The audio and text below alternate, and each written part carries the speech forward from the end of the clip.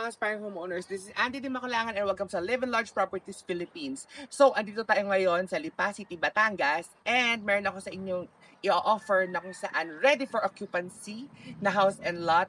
And ang kagandahan dito, newly built lang siya na na-construction noong April 2024 lang. So, bagong-bago mga aspiring homeowners. Corner lot pa, 170 ang kanyang lot area.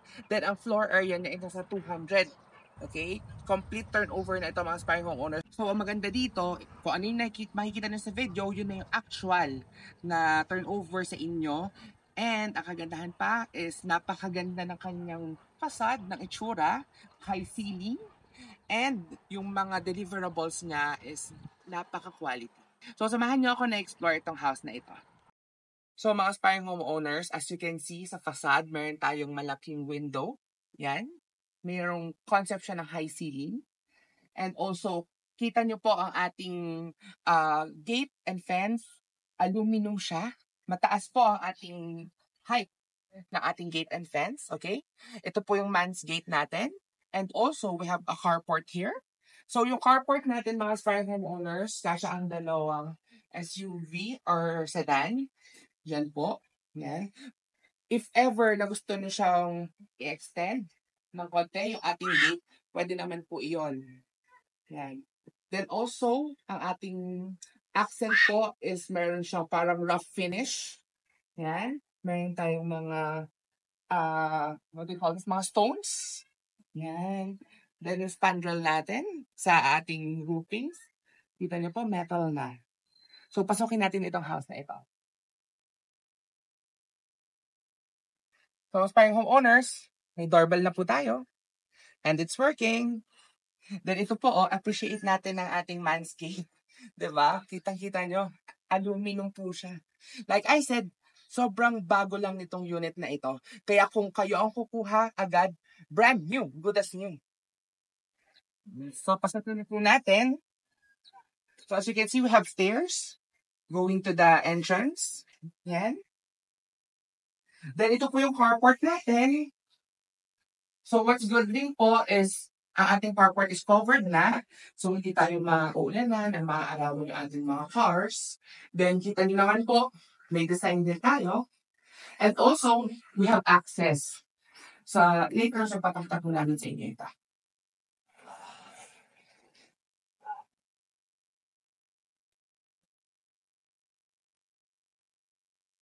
So, mga aspiring homeowners, ito po yung ating malaking door. Yan. So, pupukin na po natin. And welcome po dito sa Ready for Occupancy here in Lipa City House and Lot. So, this is the living area. As you can see po, napakaganda ng ating tiles, 60 by 60. Yan. And kung mapapansin nyo, napakadami ng windows. So, yung ventilation ng house is napaka-airy. Kita nyo po, kung mapapansin nyo ngayon, is napaka maliwanag ng house. So, syempre, pinagdali namin yung mga lightings. So, discretion nyo po, kung gusto nyo magpasyente, yun lang sa inyo. So, ito naman po, yung area ng ating dining. Yan. And ang height po nito is nasa 3 meters. Yung ating ground floor at saka ating second floor. Then, this is the lanay, mga aspiring homeowners. So, kung gusto nyo pong mag-unwind, chill dito sa area. Yan po. Tapos ito po yung other part. Yan. So kung may baba, mag-plantito-plantita kayo, gusto nyo magtanim, pwede po. Or if you have pets na pwede outside, pwede po siya. Then also, meron tayo sa baba. Yan po, meron tayong, what do you call this, storage. Yan. And good thing, may lighting na rin siya. So, ang kagandahan po dyan, kita nyo na yung mga items na ilalagay nyo dito sa loob. Di ba po? Napakagaling ng architectural plan nitong house na ito. Then, what's next? Ito po ang ating kitchen. So, mga aspiring homeowners, as you can see dito sa ating kitchen, tayo yung works na. Itong ating countertop. Sobrang tibay po nito at sobrang elegant. Meron siyang parang, what do you call this? Parang accent ng parang glittery. Diba? Then also, ang ating cabinets is modular na, mga aspiring homeowners. Diba? Meron din po tayo dito sa area. Okay, as you can see, meron po mga lalagyan for the utensils. And also this area din, meron ng mesh. Yan, so, di ba po, talagang well-planned yung house na ito. Then this is the sink. Yan po, dalawa po yung ating sink. And ito po, another mesh natin. So maraming storage for the kitchen. So wala kayong magiging problem. Then also, meron tayong common toilet na dito po sa ground floor. So pakita ko lang po sa inyo. Yan po siya. Yan, diba po? So may access na rin. Kasama na rin po mga aspiring homeowners yung ating heater. And kita niyo po yung style at yung closet, pati yung ating sink. Napaka-elegant. And also, makikita sa kapay. Then, ito po is yung ating, actually, this is the pantry. Pero, you could do this also as your main quarter. Yan. Diba po? And, what's good, we have a secret door here. Kung saan, ito naman po yung ating dirty kitchen. So, kita niyo naman po ang ating dirty kitchen. We have stated, naka-quartz din siya, mga permanent owners. Meron din tayong mga cabinets. Diba? Yan. Pati dito sa baba. Then, ito po is yung ating access going to the hardware. So, diba? So, discretion niya mga aspiring homeowners kung if you will do it as your pantry and also your maid's quarter. So, mga aspiring homeowners, ito nga po yung ating access going sa carports. Then, ito naman po yung ating access pabalik sa main house. So, ito na po yung ating formal kitchen. So, dito po yung ating breaker, mga aspiring homeowners. So, for the electricity or something. Then, what's good po, meron tayong room sa ground floor. So, this is the first room. Actually, para siyang master's bedroom na din, mga aspiring homeowners. So, tingnan niyo po yung design na ating tiles, napakaganda. Then also, ito yung ating window. So, mga aspiring homeowners, disclaimer lang, yung mga windows natin ay meron na din screen. And napaka-elegant ng ating mga windows and also napaka-smooth ng pag-ano niya, left and right niya, di ba? Then, mas good thing po, kasama na itong ating mga cabinets. Yan. So, for your clothes or shoes, personal belongings, included na siya. So yan, dito pag may mga formal wear coats. And also, meron din tayong toilet and bath dito sa ground floor na toilet and bath room natin. Diba? So, napaka-elegant nga. Actually, this is no joke mga private owners, pero napaka-pleasant ng feeling ng house. Kasi, na corner lot, ang daming lightings, ang daming windows, and also, napaka-fresh air dito sa area. And what's good is napaka-accessible pa nito. Kasi along highway lang po yung main entrance ng subdivision. So, yan na po. Papunta na po tayo sa second floor.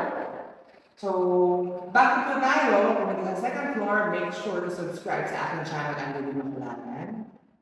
And also, kontakin na po ako sa kanyang numbers. Yeah. So, mga startup owners, gusto kong i-appreciate nyo yung ating stairs kasi napakaluwang niya. And naka-solid wood plank po tayo sa mga stairs natin. Yan. Also, naka-glass na rin siya. Ayan, ang ating mga railings natin is wood. Napakatibay po. Matotoo lang. And ang stairs, wala po yung, di ba po, ang ASMR. So, ito na po. Papunta na tayo sa second floor. So, this is the view. So, ito yung ating high ceiling dito sa ating house na ready for occupancy dito sa Lipa City. And ito mga aspiring homeowners, pakita ko ulit. Diba? Meron tayong screens. Ayan. Ito na po. Pagpunta natin sa second floor. Meron tayong hallway. Ayan. Tingnan niyo po yung view. We have a mountain view, and what's good is facing sunrise po ito mga Sparkling owners. Na-corner lang pa. Kung gusto niyo i-appreciate ang ating view, we have a mini balcony here. Medyo maulan lang mga Sparkling owners right now. Pero tingnan niyo po ang ating view. Napaka-peaceful. And what's good thing, yung harap nyo kasi ng house is hindi natatayuan ng bahay. So, advantage din sa inyo yung mga Sparkling homeowners. So, yan. Pasok na tayo sa second floor. Ulit. Yan po. Tingnan niyo yung pag-slide. Hindi siya yung typical na mga slidings. Medyo maulan lang po ang mga Sparkling homeowners dito sa Lipa. FYI lang, third to the coldest place here in the Philippines at Lipa City. Kaya, when it comes to weather, wala kayong magiging problem. So, punta po tayo dito sa first room dito sa baba, or second bedroom ng house. Yan. So, ito na po yun. And, may cabinets na po. With all fairness po, napaka-grand and napakalaki ng cabinets na. Sobrang laki niya. Diba? Then, also, punta tayo dito sa this is the common toilet and bath. Mga Sparkling owners, mas malaki siya. Compared sa mga pinakita ko nung una. Yan. So, mas malaki po. Like I said, improvement na po ito. Yan. Appreciate ko lang po yung ating water closet and also ang ating sink. Diba? Napaka-elegant niya. And may storage din sa baba. Yan. Then, this is the third room. Yan po. So, another cabinet. Yan. Mas spacious po ito compared sa isa. So, naman, pwede po sa inyong kids, pwede siyang sharing, computer. Nakakita ba mga as ng ceiling, mga Sparkling owners? Ito ko yan, naka-ceiling na. Kung gusto nyo pong yung ating fixtures o undercover sa inyo ng lights is ibahin pa naman. And lastly, dito na po tayo sa master's bedroom. Yeah. So this is the master's bedroom. And what's good is may balcony siya. Yeah. Later po kapakita ko sa inyo yung balcony. Then it has its own walk-in closet. Yan. So, may walk-in closet tayo. As usual, malaking cabinet na naman po tayo ulit dito. Then, our own master's toilet and bath. Mas iba po ang design ng ating master's toilet. And as you can see, nakapose yung brand po tayo. Then, yung ating mirror. And po, sobrang ganda niya. Diba? Then, ang ating water closet. And also, yung design ng ating accent ng ating wall ng CR. Yan po. Then, may telephone and may shower na din na kasama. With heater. Yan. So, punta tayo sa balcony. So, ito po, ang ating balcony. So, mas maraming owners, medyo maulan lang, okay? Pero, pakita ko na lang sa inyo na mabilisan itong area. Kasi, yeah, the good thing naman, meron tayo ditong, silong na konti. So, ang balcony natin is halos pa-L hanggang dito sa area. Then, mga Sparkling homeowners, yan. So, dito po, natin pwede ilagay ang ating water tank for our water reservoir at saka para sa what we call this, sa pressure ng ating water system. So, dyan po. So, mga Sparkling homeowners, napakaganda talaga ng house na ito and napaka-practical pa siya for its value. So, mga Sparkling homeowners, I hope na nagustuhan niyo itong house na ito. So, let's do a recap, okay? So, ito is ready for occupancy na house and lot dito sa Lipa City, Batangas. Okay, situated siya at 170 na lot area, corner, mga Sparkling homeowners. Okay, 200 square meters ang kanya namang floor area. As you can see, complete turnover na siya mga aspiring homeowners ha. 4 bedrooms po ito. Okay? Meron kang pantry / maid's room. Okay? Meron kang formal kitchen. Meron kang dirty kitchen. Then also, may dalawang carport. Okay? Gated ang ating house. Then, meron tayong 4 na toilet and bath. Yun yung total mga aspiring homeowners. Meron tayong dalawa sa room mismo. May common dito sa ground at may common sa taas. Okay, so complete turnover. What you see sa aking video, ito na yun. Quality talaga at its finest. So, kung gusto nyo nito, mag-flipping na, i-reserve na natin itong house na ito. Okay? And also, mga aspiring homeowners, this is cash basis. Okay? Pero kung in case, pwede naman i-negotiate for financing just in case, okay? Yun nga lang mga aspiring homeowners, as much as possible, yung owner wants it cash. So kung nagustuhan niyo ito, mag-message na kayo sa akin sa Live Large Properties Philippines and also sa aking mga numbers. Yan. Okay, follow nyo na, like nyo na. So kung nagustuhan niyo yung bahay na ito, what more pa yung susunod? So see you sa aking mga next videos. Bye-bye!